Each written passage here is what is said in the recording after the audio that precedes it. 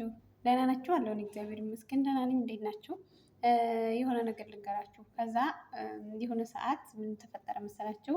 የድሮ ፍቅረኛ ጋር ተጣላሁኝና ከዛ ምን አለ መሰላችሁ? የሆነ ሰዓት መጣና ለምን ተጣላነ ብዬ ጠየቁት ማለት ነው። ከዛ ለምን ተጣላነ ብዬ ስጠይቀው የሆነ ነገር ነገረኝና ከዛ እንደዚህ ተጣላነ፣ ግን የሚገርመው ነገር ቁመን መለያየታችን በጣም አሪፍ ነው አለኝ።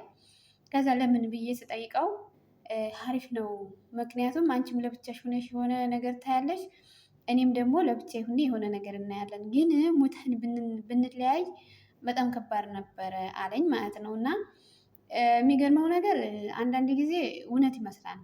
አንዳንድ ሰዎች በፍቅር ጓደኛ የሚሆን በሴት ጓደኛ፣ በሁሉም ጓደኛ፣ በቤተሰብም ቢሆን ቆማችሁ ስትለያዩ ብዙ ነገር ታያላችሁ። ምክንያቱም ጥቅም ጉዳት፣ ከዛ ላይ ደግሞ ያነ ሰው ምን አጎደለብኝ፣ ይቺ ሴት ምን አጎደለችብኝ የሚል ነገር ታያላችሁ ብዬ አስባለሁ። እና ብዙ ነገሮችን ታስተውላላችሁ ቆማችሁ ስትለያዩ ማለት ነው። ለሰው የሚመስለው ግን እኔ ጋር ከተለያየ ትሙት፣ እኔ ጋር ከተለያየ ግን ይሙት ብለው ብዙ ሰዎች ያስባሉ። እና ይህን ነገር ይዤ በቀደም የሆነ ሰው ሚስቱ እንደሞተች አገባ።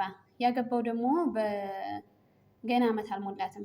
እና የሚገርመው ነገር በዛ ላይ ብዙ ሰዎች በቃ በጣም ተናደዱበት። በጣም ማለት ነው። ምክንያቱም አንደኛ ለምን እሷ በቃ እሷ መሳይ ሞላት ለምን በሚለው ነገር ብዙዎቻችንን ልጁን ወቀስ ነው ማለት ነው።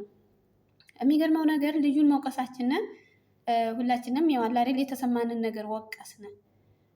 ግን ለምን ይመስላችኋል? አንዳንድ ጊዜ ሴቶች እህቶቻችንን ፍቅረኛ ጋር ስንጣላ፣ ባል ጋር ስንጣላ ብዙ ጊዜ ራሳችንን እንወቅሳለን። በቃ ራሳችንን ለመግደል እንደርሳለን፣ እንገድላለን፣ እናዲናለን፣ ምን እንላለን። በቃ ያለ አይደለም በቃ ብቻ መቆም እስከሚያቅተን ድረስ ብቻችንን እንደማንቆም እያሰብን እነዛ ወንዶች በሞት ሲለዩንም ደግሞ በህይወት ሆነው ሲለዩን ብዙ ነገሮቻችንን እንጎዳለን። ሴት ሆነን ማለት ሴቶቻችን ብዙ ሴቶች ጠንካራሉ። እና አንዳንድ ጊዜ ምን አሰብኩኝ መሰላችሁ? ብዙ ሰዎች በህይወትም ኑሮ ሲለይሽ በሞትም ሲለይሽ አንድ ሰው ራስሽን መጉዳት የለብንም። ምክንያቱም አንዳንድ ጊዜ ወንዶች ቀለስ መለስ ማለት የለባቸውም። ከሄደም ደግሞ አንድ ሰው መልሶ መምጣት አይፈልግባቸውም። ከሞተም ደግሞ ልክ እንደዛው።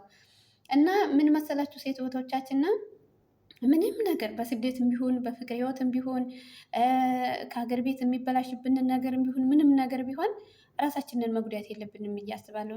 እንደ ወንዶች ልክ ጀግና መሆን አለብን ብዬ አስባለሁ። እና ቁሞ መለያየት አንዳንድ ጊዜ ታዩታላችሁ። ቁሞ ሙቶ መለያየት ግን ከባድ ነው ለአንዳንድ ሰዎች ማለት ነው።